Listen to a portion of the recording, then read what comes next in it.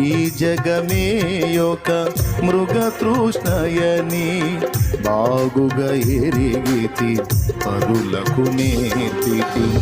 అయినను నామది వ్యర్థత కొరకే, అయినను నామది వ్యర్థత కొరకే పరుగులు తీయగా చోద్యం వాయను, పరుగులు తీయగా చోద్యం వాయను.